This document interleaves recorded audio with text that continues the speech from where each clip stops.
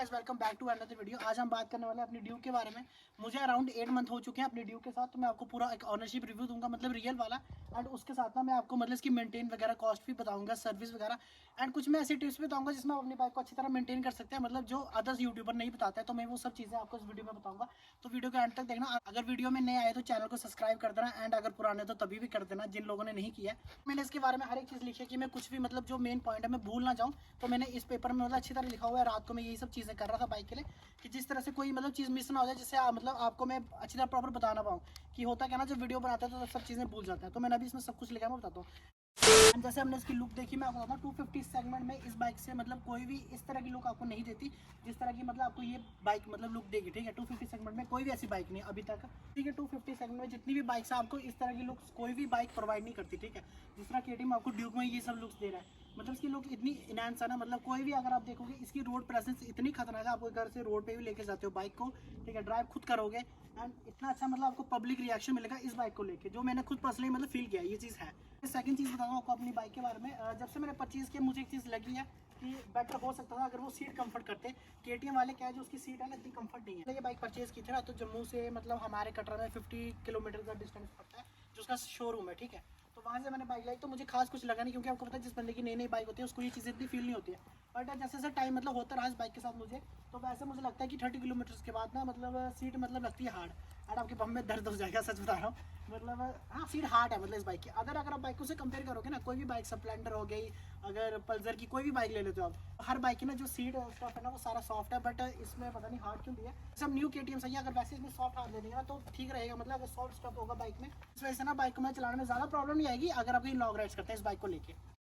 मैं आपको एक चीज़ और बताऊंगा चैन के बारे में, ठीक है, जो मेंटेन करने की सबसे बड़ी चीज़ है उसकी चैन है ना, मतलब जल्दी रफ हो जाती है। जो कि अब चैन आप देख रहे हो बाइक की मेरी रफ हो चुकी है,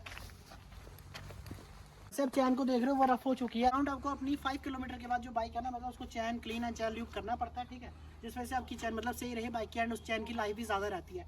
जैसे आप कैरोसिन से करते हो ना अपनी बाइक को मतलब क्लीन करते हो, आप सोचते हो कि क्लीनर का हमारा खर्चा बच जाएगा। जो कैरोसिन में डेंसिटी होती है ना वो होती है 30। ठीक है, जो आपको कितनी डेंसिटी चाहिए, आपको चाहिए 90। जो KTM का इंडिया ऐप है, मैंने उस पर ये चीज़ देखी है कि 30 डेंसिटी होती है मतलब कैरोसिन में, तो वो चीज़ बिल्कुल भी सही नहीं है। आपको 90 मतलब डेंसिटी चाहिए, जो कि एक चैन ल्यूब में अच्छी तरह मिल जाता है। अब आप बोलेंगे चैन ल्यूब कौन सा लेना चाहिए, तो आप कोई भी ले सकते हैं, मतलब अच्छा ब्रांड का। ठीक है, अब मैं बताऊँ पर्सनली तो मैं मॉडल का यूज़ करता हूँ chain clean and chain lube. 1000 kilometre पे भी ना आपको उसकी चैन मतलब अगर लूज़ हो जाए तो आपको टाइट करनी पड़ती है, तो जो कि मतलब उस टिप्स में ही है, मैंने आपको वहाँ से ये चीज़ें पढ़ के बताई हुई हैं। KTM इंडिया ऐप पे ना आपको मतलब टिप्स वगैरह मिल जाती है अपनी बाइक के लिए मेंटेन करने के लिए, तो वो चीज़ें मैंने अच्छी तरह मतलब पढ़ी थी, उसके बाद ही मैं आपको जाके ये चीज़ें बता रहा हूँ। एंड सर्विस के बारे में आपको मैं बाइक के बारे में बता दूं, अगर आप बाइक परचेज करें, अगर आपको अच्छी तरह नहीं पता कि सर्विस कब करवानी चाहिए, 1000 रुपये मेरी सर्विस हुई थी। अराउंड मेरी सर्विस हुई थी 1624 रुपीज़ की मेरी सर्विस हुई थी, जिसमें चैन ल्यूब एंड चैन क्लीन कुछ भी नहीं था, क्योंकि उसके 400 लगते हैं, तो मुझे बिल्कुल भी सही नहीं लगा। आफ्टर मार्केट में जाओगे तो 500 का दोनों कॉम्बो मिल जाता है, तो मुझे लगा कि मैं बाहर से ले लूँगा।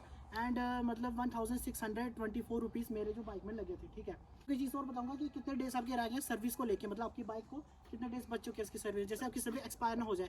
अभी रिसेंटली मेरा एक ब्लॉग भी आउट हुआ है, तो उसमें मैं उसका डिस्क्रिप्शन में लिख दे दूँगा, वो देख लेना।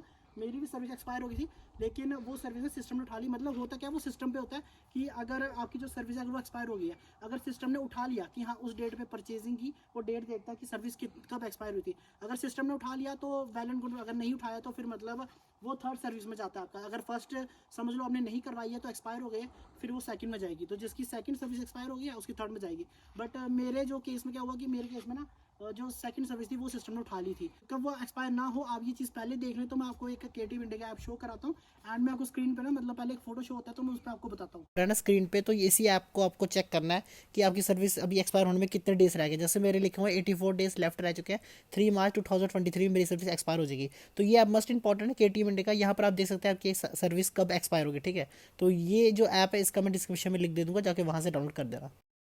एंड मैं आपको एक चीज़ और बताऊँ अपनी बाइक के बारे में, अगर बाई चांस ऐसा होना भगवान ना करे, कभी आपका एक्सीडेंट वगैरह कुछ भी होता है, ठीक है, जो आप ये साइड का पार्ट देख रहे हो ना, ये वाला जो साइड का पार्ट है, अगर आपका एक्सीडेंट हो जाता है बाई चांस, तो ये आपको पार्ट भी मतलब 1300 का पड़ेगा, मतलब 1300 कुछ समथिंग ये वाला पार्ट पड़ता है, सिर्फ ये वाला जो ये आप ये प्लास्टिक का ये पार्ट देख रहे हो उसका लेफ्ट वाइट साइड का। ठीक है, ये पार्ट ही पड़ेगा इतने का, ठीक है। तो मतलब कहीं ना कहीं पार्ट्स महंगे भी हैं, ठीक है। अगर आपकी बाइक क्रैश होती है, कि बाइक कभी भी क्रैश होगी तो ये चीज़ जो होता है, ये जो लेग गार्ड ये आपको बचा देगा, मतलब आपकी टांगे वगैरह भी अच्छी तरह से बचा देगा एंड इसे भी बचा सकता है। मतलब कहीं हद तक ये बहुत डैमेज करने से बचाता है, ये जो एक कंपनी ने ये दिया है। कंपनी से ही आता है, स्टॉक है, मैंने कोई बाहर से नहीं लगवाया, ठीक है। तो कंपनी से ये चीज़ें आई एंड इसका अगर एक्सीडेंट वगैरह कुछ भी होता है, अराउंड में आपको बताऊँ, अगर आपका एक साइड का पार्ट चल जाता है, ये वाला भी टूट जाएगा, ठीक है। लेग गार्ड भी टूट जाएगा। जो लेग गार्ड मैं बता दूँ कितने का, वो 350 का अराउंड या 350 के अराउंड कुछ, मतलब 350 या 300 के अराउंड आपको लेफ्ट वाली साइड का एक पार्ट मिलता है, ठीक है। एक साइड का ग्रैब हैंडल आता है, दो साइड का आता है ग्रैब हैंडल। तो एक ग्रैब हैंडल आपको कॉस्ट करता है 1000। मेरा हुआ था क्रैश तो 1000 राउंड मुझे मतलब कॉस्ट किया था वो वाला पार्ट। तो अगर आप मान के चलो कि एक साइड बाइक टूटती है, ज़्यादा खर्चा नहीं आता है, मतलब उसे नॉर्मल 4000 एंड 5000 के बीच समथिंग, ठीक है।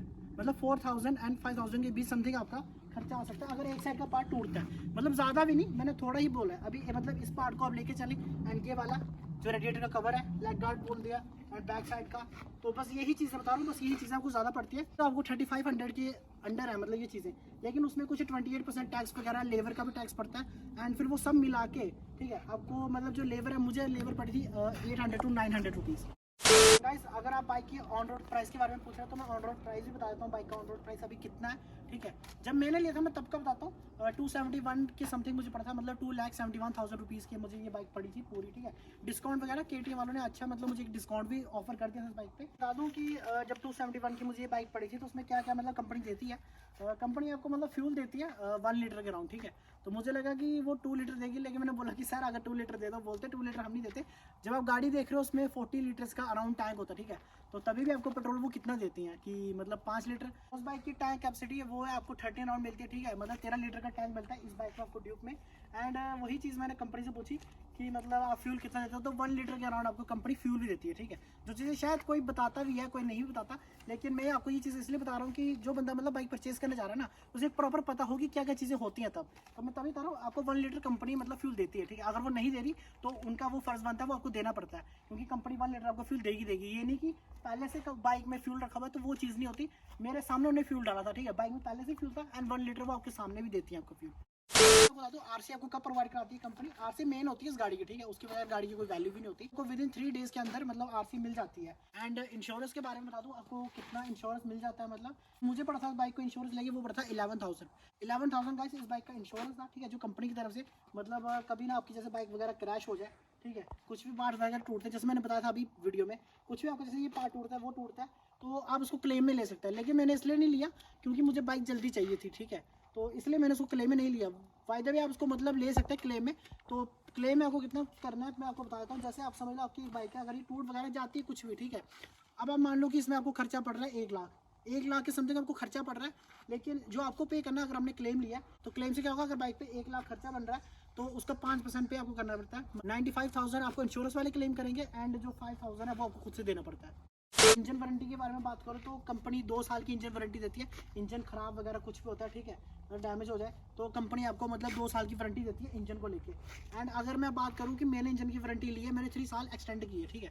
मतलब मैंने 3 साल की एक्स्ट्रा ली है। तो मैंने कितनी ली थी, मैंने ली थी 4,201 रुपीज़ की मैंने इसकी इंजन वारंटी भी ली है। मतलब आप लगा लो 5 ईयर्स, 2 ईयर्स तो कंपनी दे रही है एंड 3 ईयर्स मैंने एक्सटेंड करवाई, तो 5 ईयर हो गए बाइक की इंजन वारंटी को जो मैंने करवाई हुई है। मतलब 3 ईयर्स आपको एक्सटेंड करवाना है, वो आपके ऊपर होता है। तो मुझे जो पड़ गई थी मैंने आपको बताया 4,201 रुपीज़ की। इंजन के बारे में बात करूँ तो 248.8 सीसी का इसमें इंजन मिलता है आपको, ठीक है। जो उसमें आपको BHP जो मतलब पावर मिलती है वो मिलती है 29.6 BHP की इसमें जो पावर है, ठीक है। टॉर्क की बात करें तो 24 Nm का टॉर्क मिलता है 7,500 पे। बाकी माइलेज के बारे में, ठीक है, तो माइलेज अगर मैं आपको बता दूं अराउंड मुझे अभी मिल रही है 25 की, ठीक है। तो सिटी वगैरह में कितनी मिलती है, सिटी वगैरह में भी आपको 23 से 24 या 25 के बीच मिल जाती है। हाईवे की बात करेंगे तो 35 to 32 मिल जाती है। तो बाकी ठीक है गाइस, अगर होप करता हूं अगर आपको आज की वीडियो पसंद है तो वीडियो को कमेंट कर देना प्लीज़ एंड लाइक भी कर देना वीडियो को ना। बाकी ठीक है, फिर से मिलते रहेंगे ऐसी कोई नए वीडियोज़ में। Till then bye bye, take care.